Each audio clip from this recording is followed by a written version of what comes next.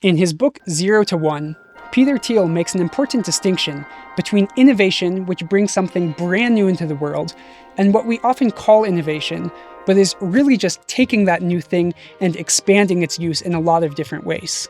Making something brand new is 0 to 1. 0, it didn't exist before, 1, now it does.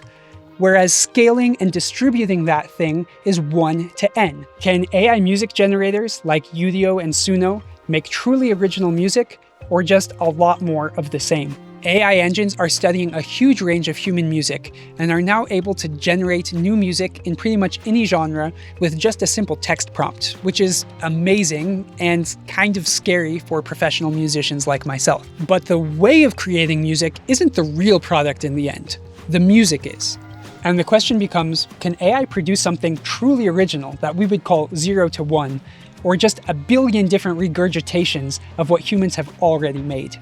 To begin answering that question, we first have to ask, what would we consider real 0 to 1 innovation in music?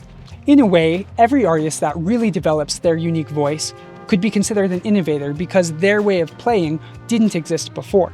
But obviously some are more innovative than others. Some stick to the norms within a genre, while others completely invent new genres or even new ways of conceptualizing the arrangement of sounds that we call music. That is how I would define 0 to 1 innovation, at least in the context of this video.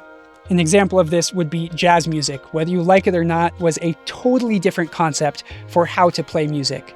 Or Bach's development of counterpoint, where he has multiple beautiful melodies going at the same time, which also form amazing harmonies. Or maybe electronic sound design, where melody and harmony take a back seat, prioritizing just the quality of the sound and the way that it makes us feel. These are all totally different concepts of how to arrange sound. So could AI generate something truly unique? Rather than just speculating, I decided to get in there hands-on and use Udio to generate some electronic music tracks, make a beautiful album with those tracks with live violin and djembe, educate myself, and explore a wide variety of AI-related issues that are relevant to us now. Everything I generated on Udio sounded like an imitation of music I'd heard before.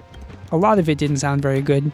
Some of it I liked, but none of it seemed particularly special or unique, at least not until I put the live violin and djembe parts in.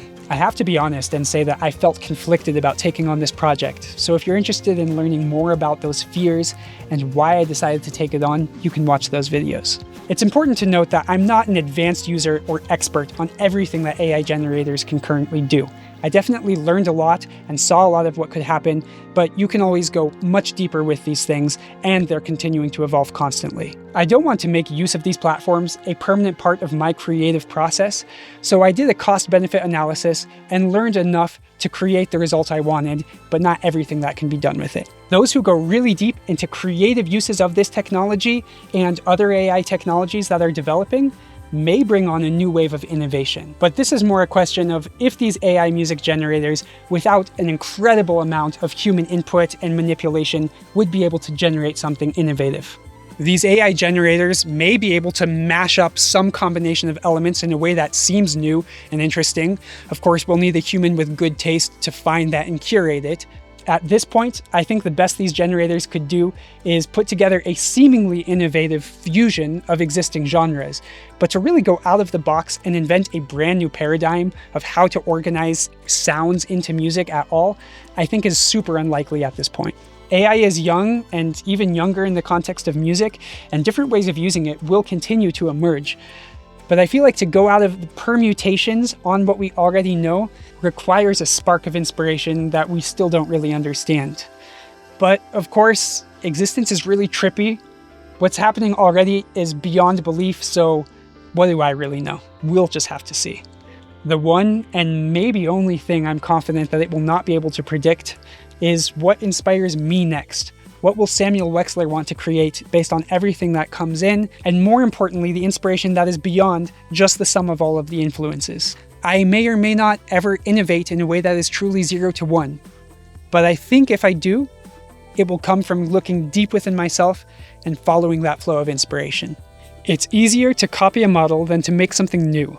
Doing what we already know how to do takes the world from 1 to n, adding more of something familiar. But every time we create something new, we go from 0 to 1. The act of creation is singular, as is the moment of creation, and the result is something fresh and strange. Thank you for your time. I love you. You got this.